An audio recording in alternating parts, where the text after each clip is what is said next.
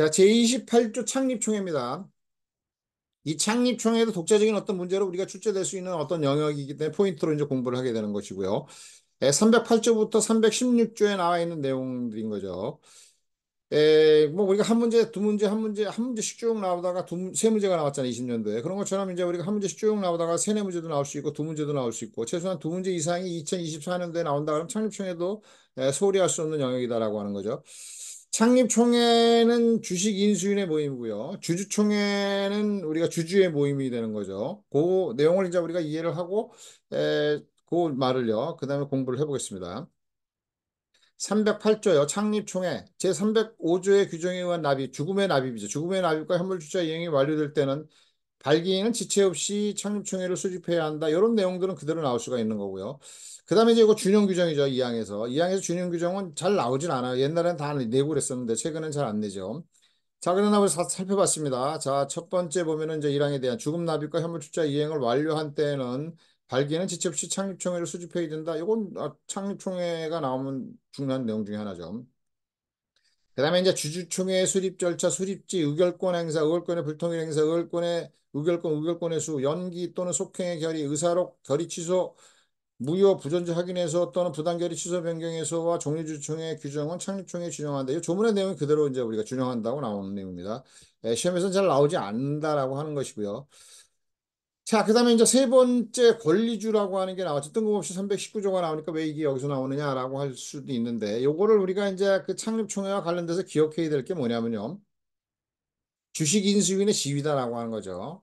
그죠? 주식인수인의 지위. 요게 이제 여기서 나오는 권리, 주식인수로 인한 권리의 양도는 회사에 대해서 효력이 없다 이렇게 나오잖아요. 그럼 주식인수로 인한 권리라고 하는 것이 뭐냐면 주식인수인의 지위를 얘기하는 겁니다. 그래서 이 주식인수인의 지위, 요게 이제 권리주라는 거예요. 주식을 인수로 해서 권리를 취득한다. 그게 뭐냐? 권리주다. 주식을 취득한다. 그래서 주주가 된다. 그게 뭐냐? 주식이다. 이런 얘기죠. 그래서 주주의 지위는 주식이고, 주식인수인의 지위는 뭐냐? 권리주다라고 하는 것을 여러분들이 기억하라고 하는 의미에서 요거를 얘기를 했고요. 그 다음에 이제 주식인수인의 모임을 창립총회라고 얘기하는 거죠. 그 다음에 주주의 모임을 이제 주주총회다라고 하는 것이죠. 뭐 뒤에서도 이제 설명하겠지만 우리가 이제 그 주식을 산다라고 했을 때 주식을 사서 주주가 되는 거잖아요. 이 주주가 이제 사원이다라고 하는 거 똑같은 거예요. 주식회사는 이제 주주를 사원이라고 얘기하는 거고, 나머지 회사는 이제 주식을 이제 발행을 하지 않으니까 그 주식이라고 하는 개념보다는 그냥 출자자, 지분이라는 표현을 많이 쓰고, 유한회사 같은 경우는 지분과 출자자수 같이 쓰죠. 그래서 사원이라고 하는 거죠. 뭐, 다 같이 사원인데 특별하게 주식회사의 사원을 주주라고 하고 나머지 회사는 사원이다. 이렇게 얘기하고 상식적인 어떤 측면에서 사원은 그냥 출자자 수, 주인을 얘기하는 거 아니고 구성원이고 주인을 얘기하는 게 아니고 그냥 직원을 얘기하는 거잖아요. 그래서 상식적인 사원하고 구분되는 겁니다. 그 사원이라고 하는 것은 회사의 뭐예요? 주인이에요. 구성원이고 주인이고 출자자다. 자, 그렇게 기억을 하면 되겠고요. 주식인수인의 모임, 요걸 창립총회라고 하고, 주주의 모임, 요걸 뭐라고 그래? 주주총회다라고 하는 거죠. 그래서 이제 이 319조와 관련돼서 우리가 기억을 해보면, 336조 1항에 보면 주식의 양도는 주권 교부에 의하여 효력이 발생한다. 이렇게 얘기 나오잖아요. 그러니까 우리가 주식을 양도하려면은 주권을 교부하고 주권을 받아야 이제 주주가 되는 거예요. 그러면 이제 회사가 성립한 후 신주 발행 후 주권을 발행하잖아요. 그전에는 주권을 발행하지 않죠. 그럼 주식 인수인의 권리를 주권을 발행하지 않으니까 양도를 할 수가 없는 거잖아요. 그러니까 양도를 못 하는데 회사에 대해서 효력이 어떻게 생깁니까? 없죠. 그래서 양도인과 양수인 사이에서는 시험에 나오는 게 양도인과 양수인 사이에서는 주식 인수인의 지위는 뭡니까? 효력이 생기지만 회사에 대해서 효력이 없다. 그건 주권을 발행하고 있지 않기 때문에 그렇습니다. 회사가 성립한 후에 이루어지기 때문에. 그게 주식의 양도와 효력과 같이 연결되는 겁니다. 그래서 이제 우리가 창립총회와 관련돼서 주식인수인의 모임이 뭐냐, 창립총회다. 그러면 그 주식인수인의 양도는 지위를 양도해봐야 이거는 뭐예요? 회사에 대해서는 효력이 없는 거고, 주식을 양도해야 이제 주주가 돼서 회사에 대해서 효력이 있는 거고, 주식인수인의 권리의 양도는 회사에 대해 효력이 없다라고 하는 거죠. 그래서 이제 그런 것을 좀 같이 연결돼서 기억을 하면 좋겠고, 309조를 보겠습니다. 이건 시험에 자주 나오는 내용들이에요. 결의 요건이죠. 주주총회, 창립총회의 결의 요건. 이건 좀 엄격하죠. 창립총회 결의는 출석한 인수인, 주식인수인의 의결권의 3분의 2 이상이며 인수된 주식 총수의 과반수에 해당된다. 가반수 이상에 해당되는 다수로 해야 한다. 이러면 맞는 걸로 착각하는데 가반수 이상 이렇게 표현하는 거는 우리가 많이 써요. 많이 쓰는데 틀린 얘기죠. 반수 이상 그러면 반이 넘는 거고요. 가반수는 반수를 넘어가는 거잖아요. 그럼 100명이면 51명이 가반수죠. 근데 가반수 이상 그러면 뭐예요?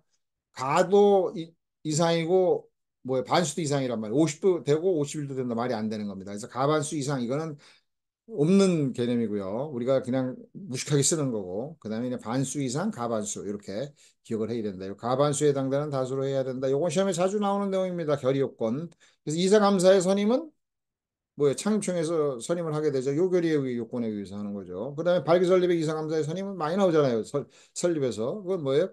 발기인의 가반수로 한다. 틀리는 거죠. 발기인의 의결권의 가반수로 한다. 주식인수인의 지위니까 의결권의 가반수로 한다라고 하는 거. 이걸 이제 우리가 꼭 기억해둬야 되는 거고요. 그다음에 이제 변태 설립사항의 조사 요것도 이제 앞서서 27 부분에서 우리가 이제 설명을 했던 부분인데 예, 그 뭡니까 설립경과 조사에 대한 어떤 부분이죠. 설립경과 조사에서 우리가 그 부분에서 이제 설명을 했는데 거기에서 이제 보면은 발기 설립의 경우에 있어서는 자체 조사할 때는 이제 우리가 발기인에게 보고하고 그다음에 이제 변태 설립사항은 법원에 보고하는데 그죠? 모집 설립의 경우는 자체 조사든 변태 설립이든 창립청에 보고하는 거죠. 창립청에 보고하면 창립청에서 변경 폐지한다. 그래서 이제 여기서 보면은요, 이것도 이제 시험에 자주 나오는 내용이다. 그래서 앞서 설명해봤죠. 우리가 뭐냐면은 발기 설립의 경우에 있어서는 이사가 그죠 변태 설립사항 조사를 하기 위해서 검사인 선임을 법원에 청구하는데 요 모집 설립의 경우는 발기인이 한다. 요거 자주 나오는 내용입니다. 잘 기억해둬야 되죠. 그래서 발기인이 검사인 선임을 법원에 청구하고 모집 설립은 발기 설립은 이사가 한다. 꼭 기억해두고 그다음에 이제 검사인이 이제 변태 설립 사항 등에 이제 하면 보고서는 이제 창립총회 하고 그 창립총회에서 이루어지는 어떤 부분들을 뭐예요? 어디세요? 창립총회에서 변태 설립 사항 등을 변경을 한다. 발기 설립의 경우에서는 뭐예요? 법원에서 한다.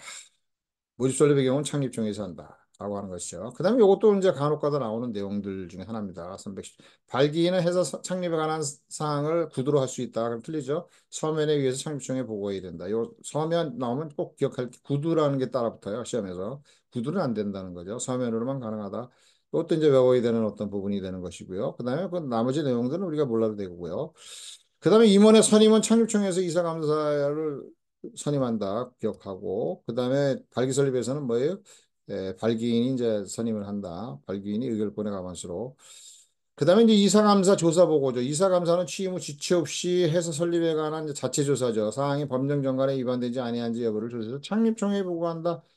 모두 다 창립총회다. 변태 설립당은 창립총회다라고 하는 어떤 부분이죠. 이것도 이제 기억을 해둬야 되고 그다음 변태 설립 사항의 변경. 창립총회에서는 290조 변태 설립 사항에 계기한 사항이 부당하다고 인정될 때 이를 변경할 수 있다. 이 변경에 의해서 회사에 손해가 생기면 발기인에 대한 어떤 손해를 배상을 청구할 수 있다. 손해배상 청구에 영향을 미치지 않는다 이런 얘기죠. 그다음에 이제 316조의 내용입니다. 정관 변경 설립 폐지의 결의. 이것도 이제 자주 나오는 내용들인데 창립총회에서는 정관의 변경 또는 설립의 폐지를 결의할 수 있다. 근데 뭐 이항이 중요합니다. 소집 통지서에 그 뜻을 기재가 없는 경우에도 일을 할 수 있다. 그죠? 창립총회에서는 소집 통지서, 그죠? 창립총회 소집 통지서에서 정관 변경 또는 폐지를 한다. 그거를 결의한다는 뜻을 기재하지 않아도 일을 할 수가 있다라고 하는 거죠. 우리가 창립총회에서 정관 변경 또는 설립 폐지를 하려고 할 경우에는 통지서에 그 뜻을 기재한 경우면 가능하다. 이렇게 표현하면 틀리는 겁니다. 316조 굉장히 중요한 내용들이고요. 지금 이제 이렇게 설명한 부분에서 크게 벗어나지 않는 범위 내에서 이제 우리가 나온다고 하면 창립총회가 시험에 나올 수 있는 어떤 부분이죠. 자, 여기까지 설명을 하고요. 제가 이제 어떤 계획은요. 우리가 그 설립에 관한 내용들을 쭉 설명을 하고 그다음에 쭉 설명하면 시간적으로 많이 막 급하게 나가야 되는 어떤 부분이 돼서 뭐냐면은 이렇게 강의를 하려고 합니다. 뭐냐면은 주식회사의 기간이 이제 8문제에서 9문제 나오잖아요.